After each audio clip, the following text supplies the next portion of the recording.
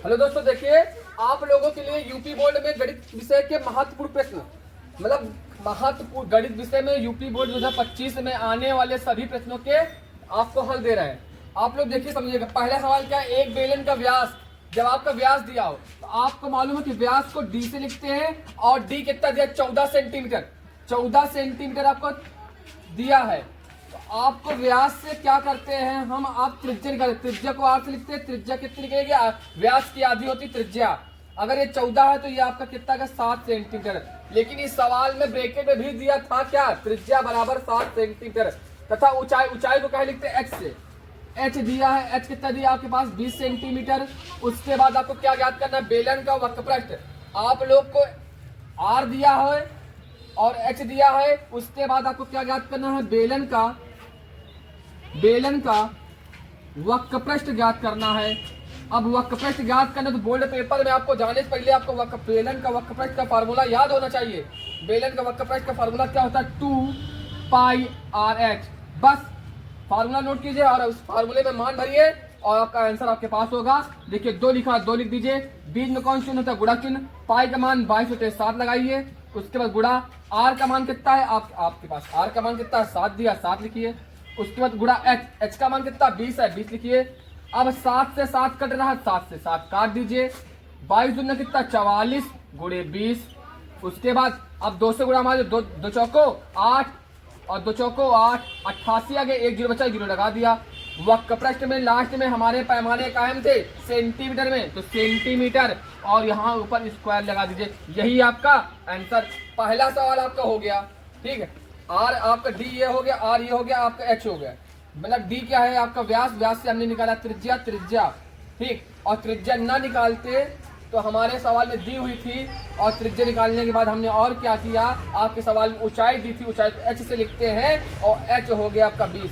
बेलन का वक्रपृष्ठ लगाया, फार्मूला क्या था 2 पाई आर एच। आपने मान रखा, आपका आंसर आपके पास। आइए सवाल नंबर इसी का दूसरा समझते हैं। देखिए उसी सवाल के बाद दूसरा सवाल क्या है, एक बेलन की परिधि, जो चीज दी हो उसको लिखिए। बेलन की परिधि है, बेलन की परिधि, बेलन की परिधि बराबर कितना दिया है 132। आपका बेलन की परिधि का फार्मूला होता है क्या होता है, 2 पाई आर बराबर कितना 132। उसके बाद अब देखिए यहाँ पर 2 है, 2 लिख दीजिए। पाई, पाई का मान कितना है 22/7 है, 22/7। उसके बाद आर हमारे पास पूरे सवाल में नहीं है, परिधि दी है, ऊंचाई दी है बेशक, लेकिन बेलन का वक्रपृष्ठ ज्ञात करने के लिए कहा जा रहा है। लेकिन हमारे पास वक्रपृष्ठ के फार्मूले में आर को लगाना जरूर, मतलब आर निकाल के मान रखने की जरूरत पड़ेगी, इसलिए आर तो है, आर यहाँ पर उतार लीजिए। आर का आर ही लिख लीजिए, बराबर क्या 132। उसके बाद हमारा पास यहाँ पर गुणा में है, ये संख्याएं जो है उसको बराबर उधर ले जाने दीजिए। जो ऊपर है उधर जाएंगे, कहाँ हो जाएंगे नीचे, और जो नीचे है उसको उधर जाएगी, कहाँ हो जाएगी ऊपर। आर बराबर 132 गुणे 7, नीचे है 7 हो गया ऊपर।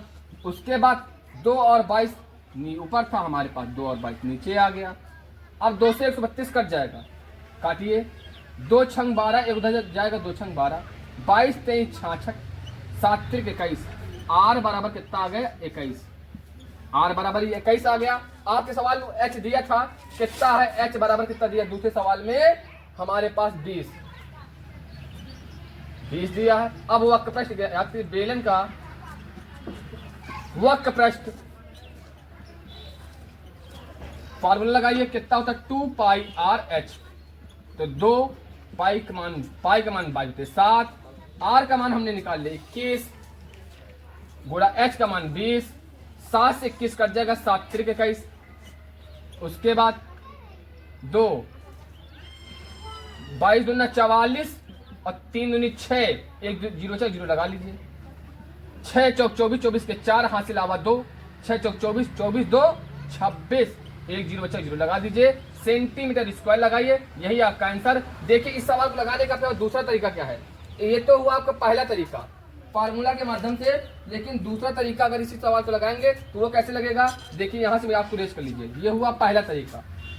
अब इसी सवाल का दूसरा तरीका कैसे लगेगा, बेलन की परिधि दी थी और बेलन की ऊंचाई दी थी। क्या दिया था, बेलन की ऊंचाई, ऊंचाई कितनी दी थी 20, आपको क्या ज्ञात करना था, बेलन का वक्र पृष्ठ।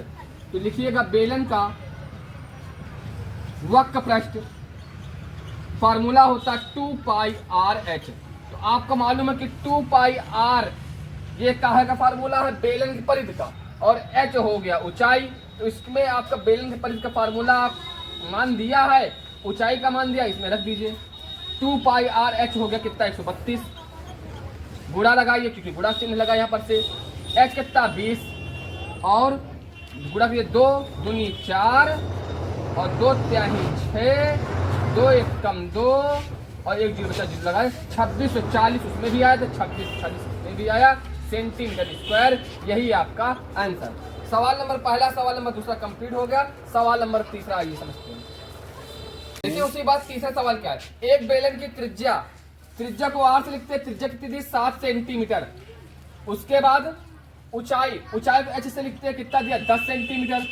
आपको क्या ज्ञात करना, बेलन का आयतन। आयतन का फार्मूला होता है, क्या ज्ञात करना, बेलन का आयतन फार्मूला होता है, आपका सूत्र होता है πr²h। बस मान भरिए, आपका आंसर आपके पास होगा। पाई का मान कितना था, 22/7 गुणा r का मान कितना 7 है, r के ऊपर स्क्वायर लगा, 7 के जहाँ स्क्वायर कर दीजिए, जहाँ 7 × 7 2 बार लिख दीजिए। स्क्वायर का मतलब तो होता है 2 बार लिखा होना, ठीक है, लिख दिया हमने। h कितना 10 है, 10 लिख दीजिए। 7 से 7 कट गया। उसके बाद आपको करना क्या, 22 गुणा 7 से कर दे, 7 दूनी 14, 14 के 4 हासिल आया आपके पास 1, 7 दूनी 14, 14 के 15, 154 बना। अब 10 बच, यहाँ से गुणा और करना था ना, 1 जीरो यहाँ पर और बढ़ा दीजिए। 1540 सेंटीमीटर आयतन में क्या लगेगा, आपका पैमाना क्यूब में लगेगा, ठीक। सब में स्क्वायर लगेगा, सिर्फ आयतन ज्ञात करने में क्यूब लगता है। आपने हमने क्यूब लगा, आपका आंसर आपके पास हो जाएगा, ठीक है। आइए आपका तीसरा सवाल भी कंप्लीट हो गया। चौथा सवाल समझते हैं, ठीक है। देखिए क्वेश्चन नंबर चौथा क्या है, बेलन का व्यास दिया, व्यास को d से लिखते हैं, कितना दिया है 28। उसके बाद आपके पास मालूम है कि व्यास दिया हो तो आपसे व्यास से क्या निकाल सकते हैं, त्रिज्या r कितनी दी, अगर व्यास से त्रिज्या होती आधी, 28 है तो 28 का कितना आधा कितना होगा 14। आपके पास 28 सेंटीमीटर आपके पास व्यास था, त्रिज्या निकल के आ गई 14 सेंटीमीटर। उसके बाद इसी सवाल में ऊंचाई कितनी दी थी, ऊंचाई थी आपके पास 20 सेंटीमीटर, ठीक। उसके बाद आपके पास r हो गया, h हो गया। तो आपको क्या ज्ञात करना है, इस सवाल में 3 चीजें ज्ञात करनी है। आइए 3 चीजें ज्ञात करते हैं। पहला आपके पास हो गया वक्र पृष्ठ। वक्र पृष्ठ फार्मूला लगाइए, फार्मूला क्या होता है 2πr(h)। बस बहुत ही सुंदर सवाल है। 2πr(h) होता है तो 2 पाई का मान 22/7, r का मान आपके पास कितना 14 है, h का मान 20 है। 7 से 14 कट जाएगा, 7 एकम 7, 7 दूनी 14। अब बाकी संख्या गुणा कर लीजिए, आपके पास वक्र पे आंसर आ गया। 22 दूना 44 गुणे 20 दूना 40। अब 4 चौक 16, 16 के 6 हासिल आया 1, 4 चौक 16, 16 1 17, 1 जीरो 4 जीरो लगा दीजिए। और वक्र पृष्ठ में पैमाने जो लिखोगे सेंटीमीटर स्क्वायर लगा दोगे। यही आपका पहला आंसर। आइए सवाल नंबर दूसरा समझते हैं। इसी का क्या ज्ञात करना था, आयतन ज्ञात करना था। लिखेंगे आयतन बराबर फार्मूला लगाएंगे πr²h। अब पाई का मान 22/7, r का मान कितना है आपके पास 14, स्क्वायर लगा मतलब 14 2 बार लिखोगे।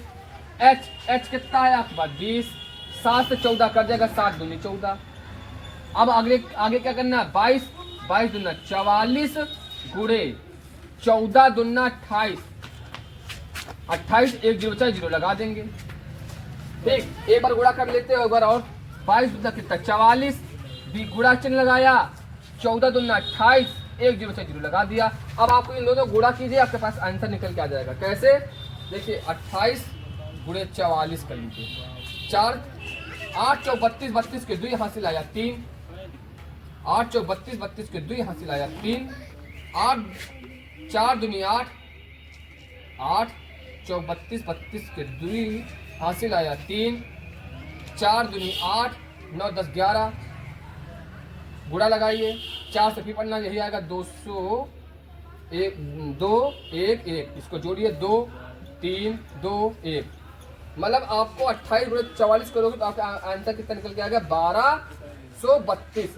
इन दोनों को गुणा करने पर कितना आएगा 1232। एक जीरो लगा लीजिए, आपका सेंटीमीटर आयतन है, क्यूब लगा दीजिए, यही आपका आंसर। ठीक है, अब आइए तीसरा इसी में सवाल इसी का और तीसरा पॉइंट है आपका ज्ञात करने का। ठीक है, क्या ज्ञात करना है?